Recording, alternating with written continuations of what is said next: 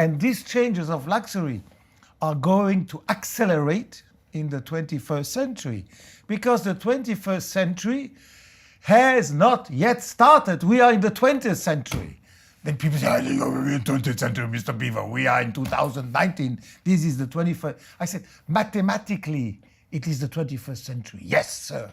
2019 should and belongs from the mathematic to the 21st century.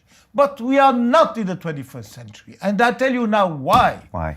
Because on the 31st of December 1999, there was a celebration, 21st century battles, special battles from Champagne, and this and this and this. Everybody said, "Way, welcome to the 21st century!" Rah, rah, rah, rah, rah. And then they woke up, 1st of January 2000. And what did they change in their behavior? Nothing. Same policy, same philosophy, same political problems, same imperialism, same colonialism. Nothing has changed, because the same people just woke up. In another day, the date had changed, but not the people, not the mentality, not the philosophy, not the concepts, nothing, just the date. Now, when will the century change? When the millenniums born in this century will shape the future of the century. And they will start to shape it in 2030, 2035, when they will be 30 years old, 35 years old, or 40 years old. Which means then we will feel the wind of the new century, because it will have the wind of the future and not the copy of the past. Even myself, I had to shake my head and say, come on, Biver, don't repeat now the 20th century. I must invent, I must see where is the century going. That's why I had... Is that what this was? Yes, this was doing that is typically. And I had an advisory board of millenniums. They were 16 years old. 16?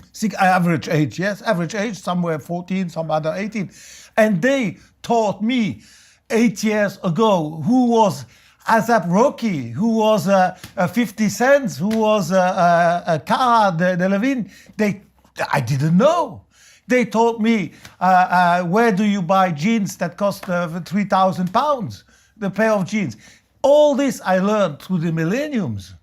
And when you don't learn from the people who will shape the future, then you become old.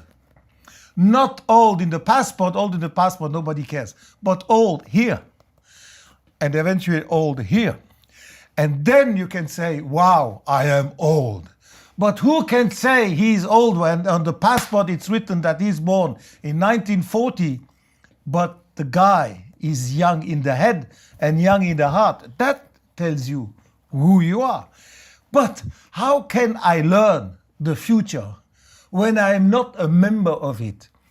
Myself in the 70s and 80s, I was member of the future because I came out of the hippie movement. I was a hippie, and we were doing the future by ourselves. My parents, they were looking, and they said, I don't understand these kids. Look, the Rolling Stones, how they are dressed. Look their hairs and blah, blah, blah, blah. They couldn't understand. But we were in it. We understood it. Today, the same factor happens to me. I am like the parents. I see this new movement going on from the young people. And if I don't learn from them, if I don't listen to them, then I will not understand them. And I will start to criticize, you look, blah, blah, blah. And then I will be old. And I refuse to be old. I accept my age in the passport, but not in my head. Not in my head and never in my heart.